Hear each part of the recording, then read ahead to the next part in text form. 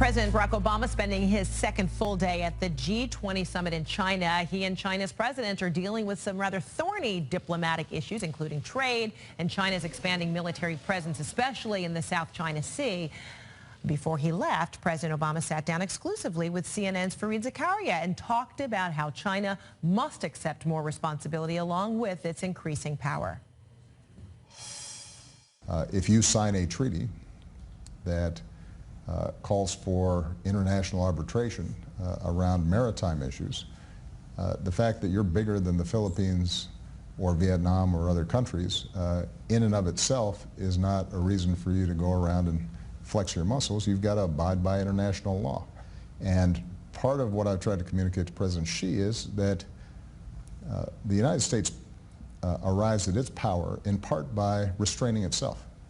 And when we bind ourselves to a bunch of international norms and rules, it's not because we have to, it's because we recognize that over the long term, building a strong international order is in our interests. And I think over the long term will be in China's interests as well.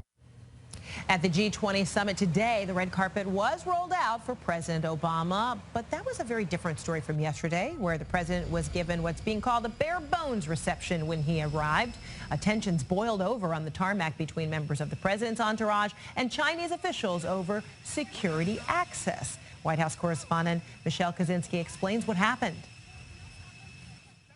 Yeah, still lots of buzz surrounding this in terms of how Chinese security officials have been handling certain events and not granting the kind of access to the U.S. press that travels with President Obama, access that they expected on this trip and they normally would get. I mean, they're covering events that in some cases are not much more than photo ops and that are covered by cameras anyway.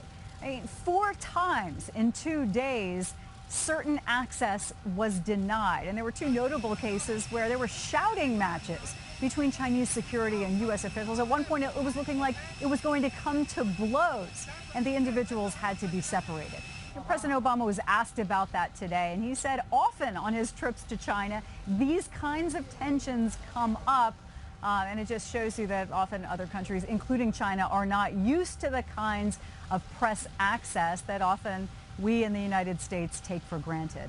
But there's been a lot else going on this trip, too. Today, President Obama was able to sit down with the new British Prime Minister, Theresa May. He addressed comments that he made a few months ago that really raised eyebrows about how, in terms of dealing with a new trade agreement, Britain now would be at the back of the queue. Well, today he said he didn't mean that as a punishment of Britain, but the U.S. has been working directly with the EU on a trade agreement. They would continue to do that first, as would Britain. He also sat down with Turkish President Erdogan. I mean, that relationship has been difficult lately. And when we heard the president speak, he really emphasized democracy and standing up for Turkey after the coup, even though Turkey has been criticized for what many see as a crackdown following the coup attempt. I mean, arresting or firing tens of thousands of people. Here's part of what President Obama said.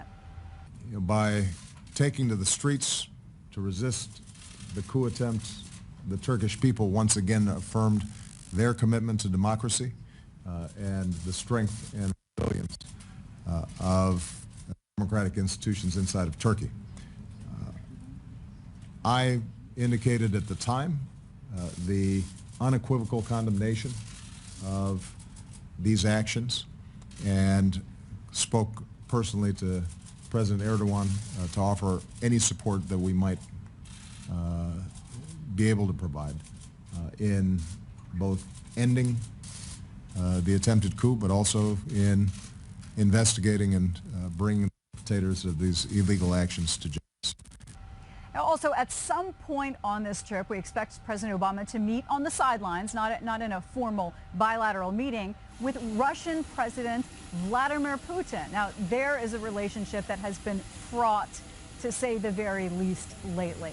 On that same note, we heard from Secretary of State Kerry today, who said there is still no ceasefire agreement with Russia over Syria, but they continue to work out those details. Michelle Kaczynski.